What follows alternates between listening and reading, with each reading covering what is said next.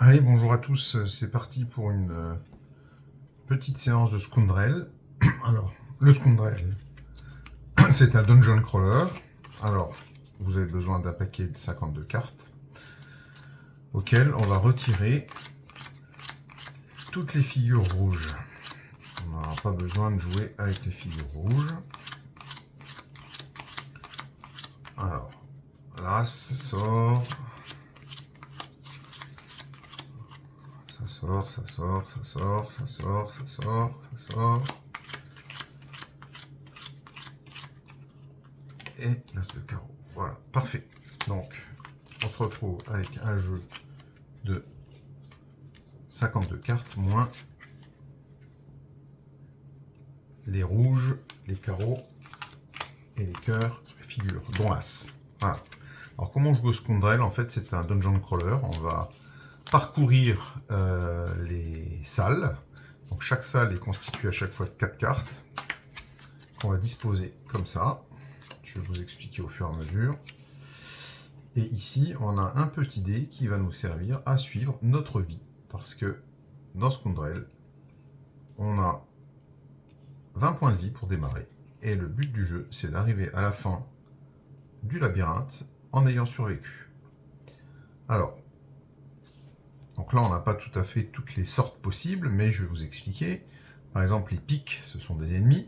Ce pic-là, qui est un as, a une valeur d'attaque, puisque c'est un gros ennemi, c'est le plus gros des ennemis. Il a 14 points d'attaque. Donc là, si je me fais attaquer, il faudra que je fasse 20 moins 14, mais ça sera plus que 6 points de vie. Là, c'est 3 points de vie. Les cœurs sont des potions qui permettent de regagner de la vie, et les carreaux sont des armes qui permettent de contrer les attaques. Donc là, par exemple, je vais vous montrer comment je vais faire. Eh bien, je vais tout simplement décider de me laisser attaquer. Donc, je vais défausser le pic. Je perds donc 14 points de vie. Il me reste donc plus que 6 points de vie. Voilà. Ensuite, en deuxième lieu, ce que je vais faire, c'est que je vais me laisser... je vais utiliser cette arme, cette armure, et je vais me faire attaquer par ce pic-là qui fait 3. Mais comme j'ai 3 d'armure, en fait, ça ne m'impacte pas plus que ça. La potion, je ne peux pas l'utiliser, elle sera utilisée éventuellement dans la prochaine salle. Donc là, pour l'instant, je suis à 6 points. Donc c'est pas terrible. Alors là, c'est intéressant. Pourquoi? Parce qu'en fait, on voit que l'arme qui a été utilisée, la première fois qu'elle est utilisée, je peux la recouvrir avec n'importe quel type de carte. Par contre, une fois qu'on a posé la première carte, je ne peux plus que poser des cartes qui soient égales ou inférieures à la valeur. Donc ici, je ne peux plus poser que des 3 ou des 2. Il se trouve que j'ai justement un 2 ici. Alors, je pose un 2 ici. Voilà, je ne prends aucun point de dégâts. Je défausse, puisque ça ne sert plus à rien d'aller plus loin. Ce que je vais faire, c'est que du coup, je vais m'armer avec cette nouvelle arme. Pour ne pas défausser cette arme-là, ce que je vais faire, c'est que je vais prendre les points de vie qui vont là, sachant qu'on ne peut pas utiliser plus d'une potion par tour. Donc là, je me retrouve à 6 plus 9, ça nous fait 15. Donc je remonte ma vie à 15 points grâce à cette potion. Et on continue. Je complète ma salle. Donc une potion, très bien. Ah, là, un ennemi sérieux, encore une fois. Alors là, j'ai deux solutions, toujours. Hein. Je peux soit me servir de mon arme, de mon armure, pour contrer les ennemis, soit je peux prendre les dégâts. Alors là, ce que je vais faire, c'est que ici, on a une dame. La valeur de la dame, c'est... donc si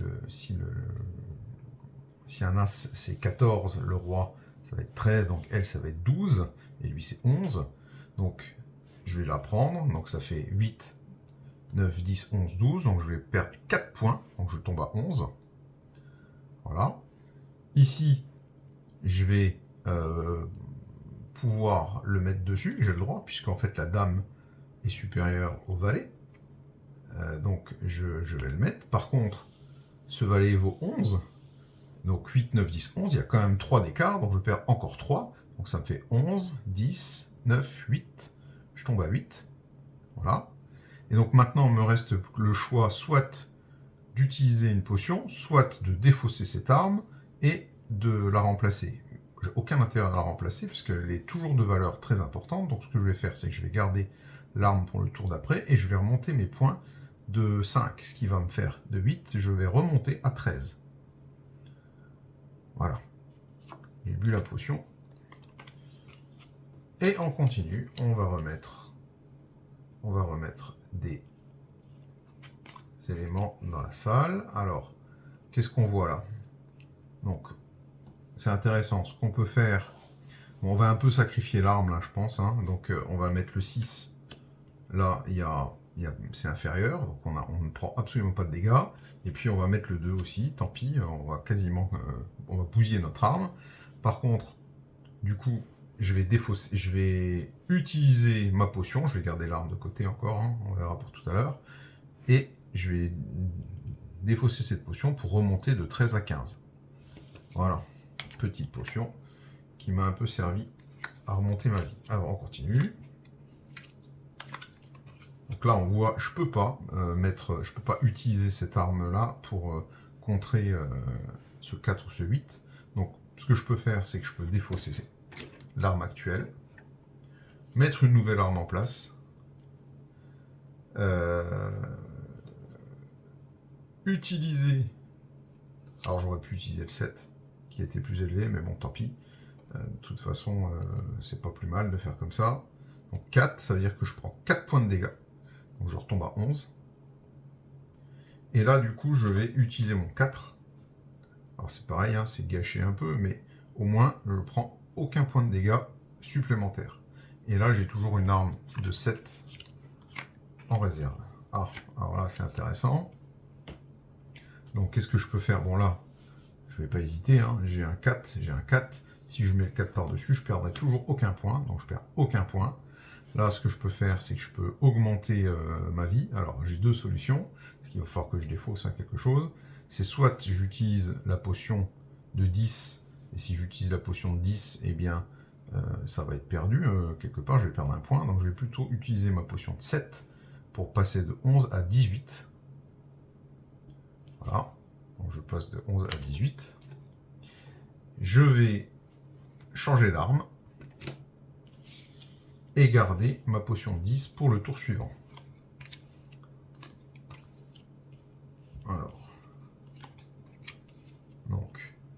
Alors là, c'est intéressant parce que j'ai à la fois une arme assez élevée et des potions. Donc je vais soit prendre des coups, mais je vais prendre assez de coups de toute façon, parce que là, 7, 8, 9, 10, 11, donc là je vais prendre 4 coups. Et si je prends 4 coups, est-ce qu'il vaut mieux que je l'impacte sur mon arme ou pas? En fait, je vais prendre... je vais faire dans l'autre sens. Je vais dire que je vais prendre 11 points. Donc, je vais retomber à 7. Je retombe à 7. Puisque là, je ne me suis pas protégé du tout. Je retombe à 7. Je vais utiliser mon arme pour 7. Je ne prends aucun point supplémentaire. Et je vais boire ma potion de 10 pour remonter à 17. Voilà, alors là, il me restera du coup une petite arme, hein, pas très efficace, mais ça permettra quand même de pallier s'il y a besoin. Bon, alors là, par exemple, on voit que là, le problème que j'ai, c'est que on a des valeurs d'attaque qui sont de toute façon supérieures à ce que j'ai là, donc elle me sert à rien. Je ne peux pas utiliser cette arme ni pour celui-là ni pour celui-là. Donc là, la seule solution que j'ai, c'est défausser, utiliser l'arme, prendre le maximum de choc. Alors là, par exemple, je vais prendre un choc de 4, puisque là on a 10 et là les cartes, non, de 3, pardon. Donc, ça fait 12. Ça fait 13, pardon. 13, 14, 15, 16. Choc de 3, on a dit. 13. 13. Ce que je peux faire, c'est impacter quand même le 10. Comme là j'ai 10, je ne prends pas de points supplémentaires. Et on passe à la salle suivante.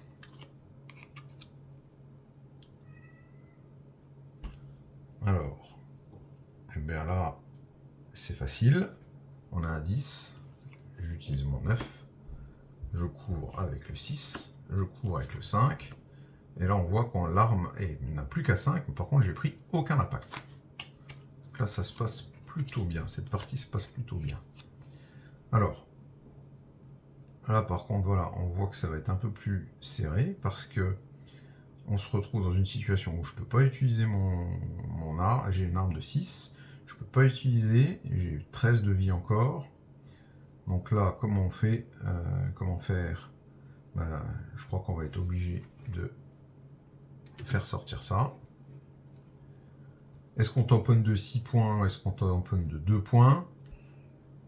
Voilà, j'ai presque envie de tamponner que de 2 points, mais si je tamponne de 2 points, c'est-à-dire que là, je vais prendre 5 de dégâts. Et là, ça va être compliqué après. Bon, alors je prends cette arme. Donc 6, 7, 8, 9, 10, 11. 6, 7, 8, 9, 10, 11, 12. Ça fait 6 points. Oui, 6 points. On va perdre 6 points. Là. Donc on va perdre 6 points. Pouh. Ça fait mal. Hein. Donc ça fait 7. Si je prends la dame, ça fait 7. Je tombe à 7. Je tombe à 7. Voilà. Je peux éventuellement couvrir ici. J'ai le droit de le faire. Je vais le faire, je pense d'ailleurs. Parce que du coup, ça me fera perdre plus qu'un point. Donc je tombe à 6. Ça devient chaud, hein. Il en reste quand même beaucoup là. Ouh là là. Ouh là là là là là. Ouh là là là là. Ouh là là là. Ouh là là. Ça sent mauvais. Ça sent mauvais. Ça sent la fin tout ça. Alors, donc de toute façon, je peux pas mettre ni l'un ni l'autre. Donc je suis obligé de me défausser. Je mets le 5. Je me fais attaquer par un 10. Donc ça me permet en fait d'économiser. On va voir que c'est mort. Hein. Ça va me permettre d'économiser. J'ai peut-être quand même une astuce. Donc là, ça me fait perdre 5 points. Donc je tombe à 1. Voilà. Alors, soit je mets le 9 là-dessus, et donc il faudra que je baisse de 4 points. On voit bien que c'est pas possible. Soit le mieux, c'est que je défausse, que je prenne ça comme arme. Voilà, et que j'espère avoir quelque chose qui me permette de remonter tout à l'heure. Oh là là, c'est mal parti. Alors, qu'est-ce qu'on peut faire? Qu'est-ce qu'on peut faire? Bon, je crois qu'on va tout de suite essayer de se soigner. Donc 6, ça va nous faire monter à 7. Donc voilà, ça c'est déjà ça. Ce qu'on peut faire, c'est ce qu'on peut faire. Parce que si j'utilise celle-là là-dessus, je vais perdre 12 points, ce qui est beaucoup trop. Donc je vais la défausser.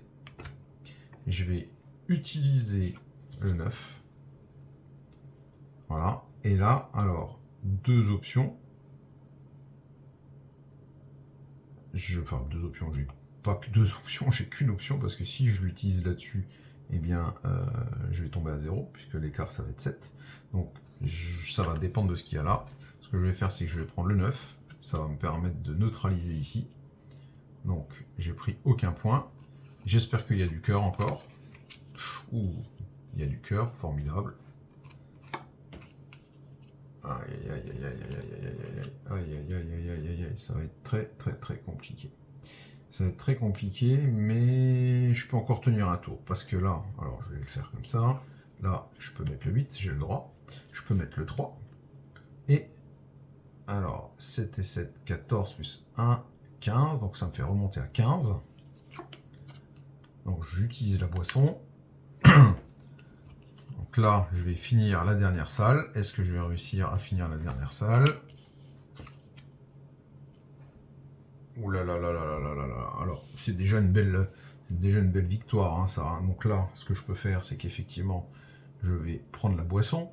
Ça me fait passer à 19. Ça me fait passer à 19. Voilà. On passe à 19. Là, je peux pas utiliser mon bouclier, malheureusement. Et donc, ben, on voit que là, forcément, je me fais tanner. Mais c'est déjà, pour moi, je vais considérer que c'est déjà une victoire parce que j'ai réussi à épuiser l'intégralité du paquet. Et en fait, on va dire que c'est une victoire correcte, puisqu'en fait, j'ai réussi à épuiser tout le paquet et il reste plus que 3 cartes ici. Mais c'est certain que là, maintenant, si je devais, je peux pas résister, parce que là, ça fait 14. Là, voilà, on est bien au-delà des 20 points. Et donc, on va dire c'est une victoire, je suis assez content. On gagne pas si souvent que ça, mais vous voyez que c'est intéressant de pouvoir moduler et faire des choix. Donc c'est un petit dungeon crawler. Alors on peut s'imaginer effectivement que les pics ce sont d'horribles gobelins, là des petits trolls, etc. Donc on va pouvoir un petit peu utiliser peut-être même des paquets de cartes un peu différents, mais ça marche très bien avec un paquet de classique. Et donc ça fait une petite aventure qu'on peut faire, vous voyez, en une quinzaine de minutes. Voilà, merci de m'avoir suivi. J'espère que ça vous a plu. Et si vous voulez plus de vidéos sur d'autres types de jeux, Resisted, Scroll, effectivement, puis d'autres types de patience un peu plus classiques, bah, dites-le moi en commentaire. N'oubliez pas de vous abonner et de souscrire. À bientôt!